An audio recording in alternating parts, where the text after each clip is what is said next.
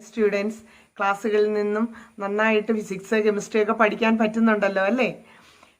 ഓരോ ക്ലാസ്സുകൾക്കും അതാത് യൂണിറ്റുകളുടെ പേജ് എടുത്ത് വെക്കുക, അവിടെ പറയുന്ന കാര്യങ്ങൾ അടയാളപ്പെടുത്തി എടുക്കുക. സാധിക്കുമെങ്കിൽ ചില ഭാഗങ്ങളിലൊക്കെ ചെയ്ത് തന്നെ പേനയും പേപ്പറും ഒക്കെ എടുത്ത് വെച്ച് ചെയ്ത് തന്നെ പഠിക്കുക കേട്ടോ. +2 കെമിസ്ട്രി യൂണിറ്റ് 1 സോളിഡ് സ്റ്റേറ്റ് നമ്മൾ പഠിച്ചു തുടങ്ങിയാണ്. സന്തോഷത്തോടെ നന്നായിട്ട് പഠിക്കാമെന്നുള്ള ആത്മവിശ്വാസത്തോടെ പ്രാർത്ഥനയോടെയൊക്കെ നമുക്ക് പഠിച്ചു തുടങ്ങിയേക്കാം. സോളിഡ് സ്റ്റേറ്റിനെ കുറിച്ചുള്ള വളരെ കുറച്ചുകൂടി ഗഹനമായ കാര്യങ്ങളാണ് നമ്മൾ ഇതിനകത്ത് പഠിക്കുന്നത്. ഭാവിയിൽ ഭൂമിയുടെയും ഹ്യൂമൻ ജനറേഷന്റെയും ഫ്യൂച്ചർ ഡെവലപ്മെന്റിനെ ഹെൽപ്പ് ചെയ്യുന്ന superconductors, biodegradable plastic, silicon chips തുടങ്ങിയ പ്രധാനപ്പെട്ട സോളിഡുകളുടെ അതിന്റെ പ്രധാന പ്രോപ്പർട്ടീസ് ഒക്കെ പഠിക്കുന്ന ഒരു യൂണിറ്റ് ആണ് ഇത്. നിങ്ങൾ കെമിസ്ട്രി പഠിക്കുന്നത് കെമിസ്ട്രി വിത്ത് സ്മിത ടീച്ചർ എന്ന യൂട്യൂബ് ചാനൽ. സ്മിത ടീച്ചറിനോടൊപ്പമാണ്. ക്ലാസ് ഇഷ്ടമായെങ്കിൽ ലൈക്ക് ചെയ്യണം, ഷെയർ ചെയ്യണം. പുതിയ ക്ലാസ്സുകൾ കിട്ടാൻ വേണ്ടി സബ്സ്ക്രൈബ് ചെയ്യാത്തവർ സബ്സ്ക്രൈബും ചെയ്യണം കേട്ടോ. സോളിഡ്, ലിക്വിഡ്, ഗ്യാസ് എന്നീ 3 സ്റ്റേറ്റുകളില് സോളിഡ് സ്റ്റേറ്റിനെ കുറിച്ച് ഉള്ള പഠനം നടത്തുന്ന യൂണിറ്റ് ആണ് ഇത്. വിവിധതരം സോളിഡ്സ് ക്ലാസിഫിക്കേഷൻ, അതിന്റെ ക്യാരക്ടേഴ്സ്, അതിന്റെ മാഗ്നറ്റിക് ഇലക്ട്രിക്കൽ പ്രോപ്പർട്ടീസ്, ഓരോന്നിന്റെയും അടിസ്ഥാനപരമായ ഘടന, ഇതിനെക്കുറിച്ചെല്ലാം ഈ യൂണിറ്റിൽ നമ്മൾ പഠിക്കുന്നുണ്ട്. അപ്പൊ ഇത്രയും ആഴമേറിയ പഠനങ്ങൾ ഈ മേഖലകളിൽ നടത്തുന്നതിന്റെ ആവശ്യകത എന്ത് എന്ന് നമുക്ക് ചിലപ്പോൾ തോന്നിയിരിക്കാം. കെമിസ്ട്രിയിൽ ആഴമേറിയ പഠനങ്ങൾ നടത്തുമ്പോഴാണ് നമ്മളുടെ ആരോഗ്യം, നമ്മൾക്ക് വിവിധ ജീവിത സാഹചര്യങ്ങളിലുള്ള സൗകര്യങ്ങൾ ഇവയൊക്കെ നേടിത്തരുന്ന കണ്ടുപിടുത്തങ്ങൾ ഉണ്ടാകുന്നത്. ഇപ്പോൾ തന്നെ കോവിഡ് പോലെയുള്ള ഈ കാലഘട്ടത്തെയും, കോവിഡ് വന്നിരിക്കുന്ന ഈ കാലഘട്ടത്തെയും നമ്മൾ അതിജീവിക്കണമെങ്കിൽ ഏതെങ്കിലും കെമിക്കൽ അതിനെ അതിജീവിക്കുന്ന ഒരു മെഡിസിൻ കണ്ടെത്തുവാനുള്ള ഒരു ഫോർമുല, ഒരു കെമിക്കൽ കോമ്പിനേഷൻസ് അങ്ങനെയുള്ള ഒരു സയന്റിസ്റ്റിനെ കണ്ടുപിടിക്കാൻ സാധിക്കുമ്പോഴാണ് നമുക്ക് അതിൽ നിന്നും ഒന്ന് രക്ഷപ്പെടാനായിട്ട് സാധിക്കുന്നത്. അപ്പോൾ ഇതിലൊക്കെ ആഴമേറിയ പഠനം എപ്പോഴും ആവശ്യമാണ്. അങ്ങനെ പഠനം രസകരമായി നടത്തി പോകുമ്പോഴാണ് ആരുടെയെങ്കിലും ഉള്ളിൽ ഒരു സ്പാർക്ക് ഉണ്ടാകുന്നത്. ഈ പഠനം മുന്നോട്ട് കൊണ്ടുപോകേണ്ടതാണ്. അങ്ങനെയുള്ള പഠനം മുന്നോട്ട് കൊണ്ടുപോകുമ്പോഴാണ് അതിൽ നിന്ന് പുതിയ പുതിയ കണ്ടുപിടുത്തങ്ങളും പുതിയ പുതിയ നല്ല ജീവിത സാഹചര്യങ്ങൾ നമുക്ക് കിട്ടുന്നതും. അതുകൊണ്ട് കെമിസ്ട്രി പഠിക്കുമ്പോൾ എപ്പോഴും അതിന്റെ ഉത്സാഹത്തോടെയും സ്നേഹത്തോടെയും വേണം നമ്മൾ പഠിക്കാനായിട്ട്. നമുക്ക് പഠനത്തിലെ ഒരു പോയിന്റും വിട്ടുകളയേണ്ട. സോളിഡ്സിന്റെ ക്യാരക്ടേഴ്സ് അത് നമ്മൾ ഒരു 7ാം ക്ലാസ് തൊട്ടൊക്കെ, അതിന് മുമ്പ് തൊട്ട് തന്നെ ഉണ്ടെന്ന് തോന്നുന്നു, പഠിക്കുന്നതാണ്. Definite shape, definite mass and definite volume. Intermolecular distance are short, intermolecular force are very strong and molecules constituent particles oscillate in their mean positions. അവർ മൂവ്മെന്റ് ഒന്നുമില്ല, പിന്നെയോ ആ പാർട്ടിക്കിളിന് ചെറിയൊരു oscillation in their mean position, അവരുടെ പൊസിഷനിൽ നിന്നുകൊണ്ട് they are rigid, വീണ്ടും കംപ്രസ് ചെയ്യാനായിട്ട് സാധിക്കുകയുമില്ല. ഈ പ്രോപ്പർട്ടീസ് നമ്മൾ ചെറിയ ക്ലാസ് തൊട്ട് തന്നെ പഠിക്കുന്ന, ഒന്നുകൂടി ഒന്ന് ഓർത്തേക്കുക. ഏറ്റവും ആദ്യം പഠിക്കേണ്ട ഒരു ഇമ്പോർട്ടൻറ്റ് ടോപ്പിക് ജനറൽ ക്ലാസിഫിക്കേഷൻ ആണ്. ഓൾ സോളിഡ്സിനെ, എല്ലാ സോളിഡ്സിനെയും നമ്മൾ 2ആയിട്ട് തരംതിരിച്ചു പറയുന്നു. Amorphous solids and crystalline solids. എന്താണ്? Amorphous solids and crystalline solids എന്ന് 2ആയിട്ട് തിരിച്ചിരിക്കുന്നു. അപ്പോൾ അതിന്റെ പ്രോപ്പർട്ടീസ് നമുക്ക് എക്സാമിനും പ്രധാനപ്പെട്ടതാണ്. എന്താണ് അവയുടെ പ്രത്യേകതകൾ എന്ന് നമുക്ക് നോക്കാം. ക്രിസ്റ്റലൈൻ സോളിഡിനും അമോർഫസ് സോളിഡിനെയും ഒരു പിക്ചോറിക്കൽ റെപ്രസെന്റേഷൻ നമ്മുടെ ടെക്സ്റ്റിൽ തന്നെ കൊടുത്തിട്ടുണ്ട്. അതിൽ നമ്മൾ നോക്കിക്കൊണ്ട് തന്നെ അവരുടെ പ്രത്യേകതകൾ നമുക്ക് മനസ്സിലാക്കാം. ഇതിന് കൃത്യമായിട്ടൊരു ജിയോമെട്രിക്കൽ ഷേപ്പ് ഉണ്ട്. ഇവിടെ നോക്കുമ്പോൾ ഓരോ ഭാഗം എടുത്ത് നോക്കുമ്പോഴും കൃത്യമായ ജിയോമെട്രിക്കൽ ഷേപ്പ് ഉണ്ട്. ഇവിടെ ആവുമ്പോഴോ മോളിക്യൂൾസ് ഒക്കെ ഇതുപോലൊക്കെ തന്നെ ഉണ്ട്, പക്ഷേ ആ മോളിക്യൂൾസ് ഒരു distorted, so not definite geometrical ഷേപ്പാണ്. ഇനി ഇതിനെ നമ്മൾ ഹീറ്റ് ചെയ്യുകയാണെങ്കിൽ കൃത്യം ഒരു ഷാർപ്പ് ടെമ്പറേച്ചറിൽ വെച്ച്, ഷാർപ്പ് മെൽറ്റിംഗ് പോയിന്റിൽ വെച്ച് ഇത് മെൽറ്റ് ആകാൻ തുടങ്ങും. എന്നാൽ ഇതോ കുറച്ച് ഹീറ്റ് ചെയ്ത് കഴിയുമ്പോൾ തന്നെ കുറച്ച് ഭാഗം മെൽറ്റ് ചെയ്ത് തുടങ്ങി എല്ലാം കൂടി അങ്ങ് മെൽറ്റ് ചെയ്യുന്ന ഓർഡർ ഇല്ലാത്തതുപോലെ ആയിരിക്കും അമോർഫസ് സോളിഡിന്റെ പ്രത്യേകത. ഇനി നമ്മൾ ക്രിസ്റ്റലൈൻ സോളിഡിനെ ഒന്ന് കട്ട് ചെയ്യുകയാണെങ്കിലോ നല്ല കൃത്യമായിട്ട് പ്ലെയിൻ സ്മൂത്ത് സർഫസ് ഉള്ള 2 പീസുകൾ നമുക്ക് കിട്ടും. ഇതിനെ കട്ട് ചെയ്യാൻ പോയി കഴിഞ്ഞാലോ ഇറഗുലർ ആയിട്ട് എവിടെയെങ്കിലുമൊക്കെ വെച്ച് മുറിഞ്ഞ് നമുക്ക് 2 പീസാണ് കിട്ടാൻ പോകുന്നത്. ഇനി ഇങ്ങനെയൊക്കെ ഉള്ളത് കൊണ്ട് ഇതിന് നല്ല ഒരു റേഞ്ച് ഓഫ് ഓർഡർ ഉണ്ട്. ഏറ്റവും നല്ല ഓർഡറിലാണ് ക്രിസ്റ്റലൈൻ സോളിഡ്സ് ഇരിക്കുന്നത്. ഇതിന് ഒരു ഷോർട്ട് റേഞ്ച് ഓഫ് ഓർഡറേ ഉള്ളൂ, നല്ല ഓർഡർ ഒന്നുമില്ല. So it is called true solids. Crystalline solids are called true solids.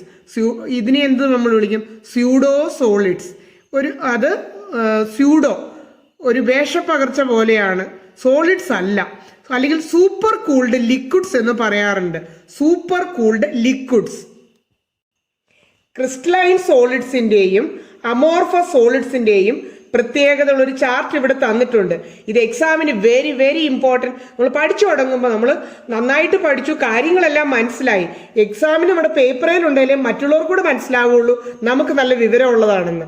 അതുകൊണ്ട് ആ പാറ്റേണിൽ ഓരോ പോയിന്റും പഠിച്ചു പോകുമ്പം ഏതാണ് എക്സാമിന് ചോദിക്കുന്നതെന്ന് ഞാൻ കൃത്യമായിട്ട് പറഞ്ഞു തരും. അപ്പം ഈ ഒരു ചാർട്ട് നമുക്ക് ഇമ്പോർട്ടൻ്റ് ആണ്. അപ്പം ഈ ചാർട്ട് പഠിക്കുന്നതിന് എൻ്റെ കൂടെ പഠിക്കണതല്ലേ, എൻ്റെ ക്ലാസ്സിൽ പഠിക്കുന്നതല്ലേ, അതുകൊണ്ട് ഈ ചാർട്ട് അങ്ങ് പഠിച്ചോ എന്ന് ഞാൻ പറയില്ല. ഈ ചാർട്ട് പഠിക്കാനായിട്ട് കുറച്ചുകൂടി എളുപ്പ രീതിയിൽ ആ ചാർട്ട് ഞാൻ തയ്യാർ ചെയ്തും കൂടെ തരുന്നുണ്ട്. Crystalline solid, amorphous solids, definite geometrical shape. അപ്പൊ ഇവിടെ എന്ത് ചേർത്താൽ മതി? No definite geometrical shape. Crystalline solids, sharp melting point. Amorphous നിങ്ങൾ എന്ത് എഴുതണം? No sharp melting point.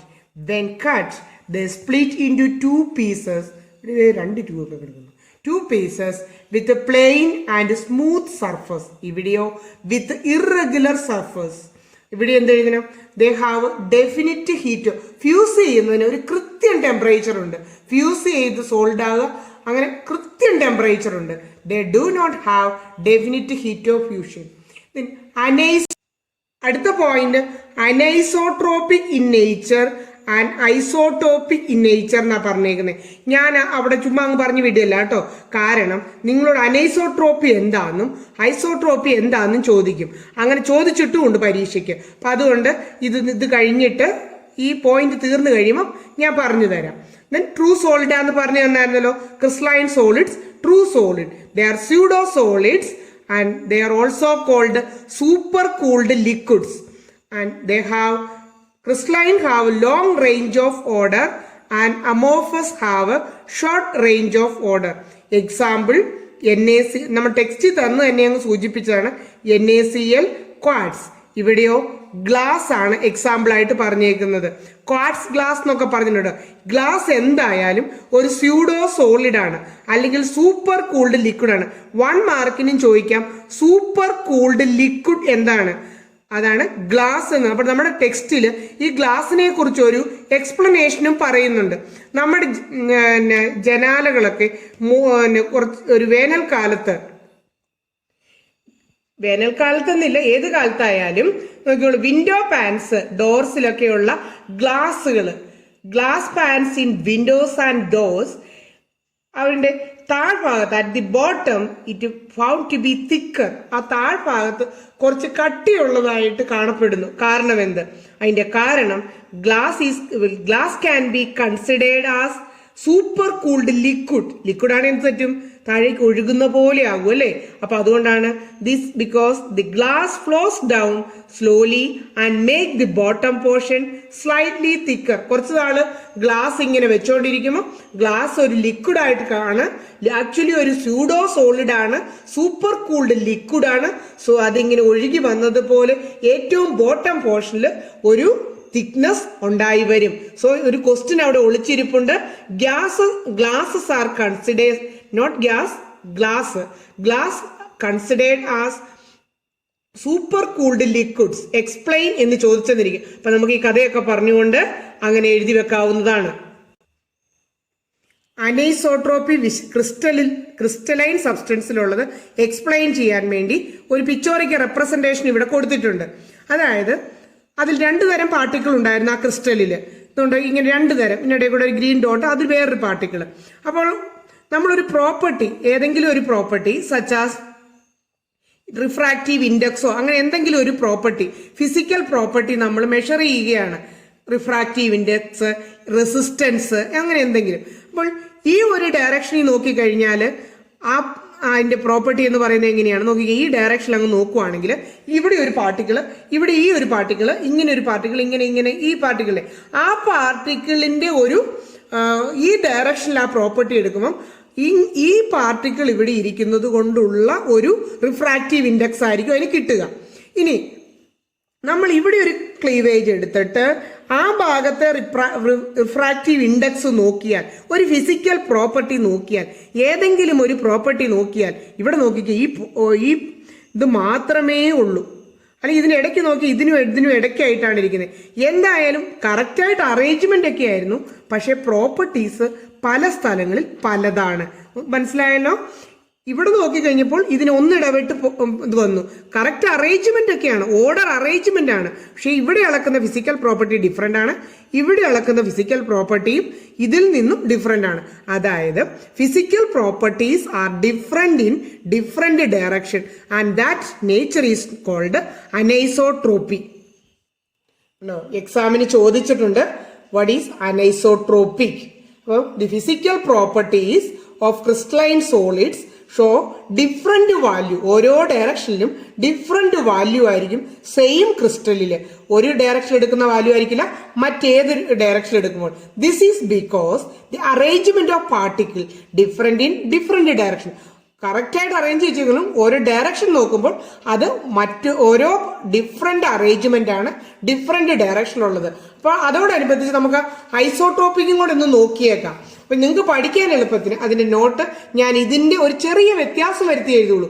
Physical properties of crystalline solids ഉള്ളിടത്ത് ഞാൻ അമോർഫസ് സോളിഡ്സ് എന്ന് ചേർത്തു. സെയിം അലോങ് എനി ഡയറക്ഷൻ, ഏത് ഡയറക്ഷൻ എടുത്തു കഴിഞ്ഞാലും, ഏത് ഡയറക്ഷനിലോട്ട് അങ്ങോട്ട് നോക്കിയാലും ശരി ഇങ്ങോട്ട് നോക്കിയാലും ശരി, ഏത് ഡയറക്ഷനിൽ ഫിസിക്കൽ പ്രോപ്പർട്ടി മെഷർ ചെയ്തെടുത്താലും അതെല്ലാം സെയിം ആയിരിക്കും. അതെന്താ കാരണം? ഈ ഡയറക്ഷൻ എടുക്കുമ്പോൾ അവിടെയും കാണും ഓർഡർ ഇല്ലാതെ രണ്ട് പാർട്ടിക്കിൾ ചേർന്നാണ്, ഓർഡർ ഇല്ലാതെ ആ പാർട്ടിക്കിൾ ഈ ഡയറക്ഷനിലും കാണും, ഓർഡർ ഇല്ലാതെ ആ പാർട്ടിക്കിൾ ഈ ഡയറക്ഷനിലും കാണും. അങ്ങനെ പ്രോപ്പർട്ടി എവിടെ പോയി അളന്നാലും ഏകദേശം ഒരേ വാല്യൂ ആയിട്ട് കിട്ടും. Same along any direction. This is because short range of order. അവിടെ ഒരു ഓർഡറേ ഇല്ല. ഷോർട്ട് റേഞ്ച് ഓഫ് ഓർഡർ എന്ന് പറഞ്ഞാൽ ഓർഡർലെസ് എന്ന് നമുക്ക് പറയാം. Order in amorphous solids.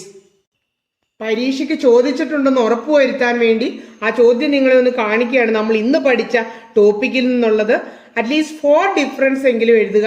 Crystalline solids and amorphous സോളിഡ്സിൻ്റെത്. അപ്പൊ നമ്മൾ 4 ഡിഫറൻസ് ഞാൻ ഇവിടെ എഴുതി വെച്ചിട്ടുണ്ട്. നമ്മൾ ഇത്തിരി പഠിക്കുകയും ചെയ്തതാണ്.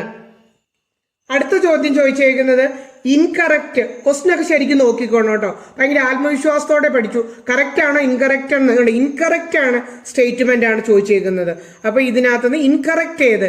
About crystalline solids they are isotropic എന്ന് പറഞ്ഞതാണ് ഇൻകറക്റ്റ്. ഇനി അടുത്ത ക്ലാസ്സിൽ നമ്മൾ ക്ലാസിഫിക്കേഷൻ ആണ് പഠിക്കുന്നത്. ഇന്ന് പഠിച്ചപ്പോൾ നിങ്ങൾ ശ്രദ്ധിച്ചു കാണും, ഒരു പോയിന്റ് പഠിച്ചു, ആ പോയിന്റിൽ നിന്ന് ഇങ്ങനെ ക്വസ്റ്റ്യൻ ചോദിക്കുമെന്ന് പഠിച്ചു. ആ ഒരു പാറ്റേണിലാണ് നമ്മൾ പഠിച്ചുറപ്പിക്കാൻ പോണ്. കെമിസ്ട്രിയെ കുറിച്ച് ആരും പേടിക്കേണ്ടതില്ല, നല്ല സിമ്പിൾ ആയിട്ട് പഠിച്ചു തീർക്കാവുന്നു. അത് സിമ്പിൾ മാത്രമല്ല, ഇഷ്ടത്തോടെ ഇത് നമ്മുടെ ആവശ്യമാണെന്ന രീതിയിൽ പഠിച്ചു തീർക്കാം എന്ന് നമുക്ക് ഉറച്ചു വിശ്വസിച്ചുകൊണ്ട് പഠിക്കാം. ഓക്കെ, നെക്സ്റ്റ് ക്ലാസ്സിൽ ബാക്കി ഭാഗങ്ങൾ പഠിക്കാം. ശ്രദ്ധിച്ച് കേട്ടോ, ഉപകാരപ്പെട്ടോ? നന്നായിട്ട് പഠിക്കാൻ പറ്റിയെങ്കിൽ നമ്മുടെ സുഹൃത്തുക്കൾക്കും കൂടി ഒന്ന് ഷെയർ ചെയ്ത് കൊടുത്തേക്കുക. അവർ നന്നായിട്ട് പഠിക്കാനൊക്കെ നമ്മളൊന്ന് ഹെൽപ്പായേക്കുക.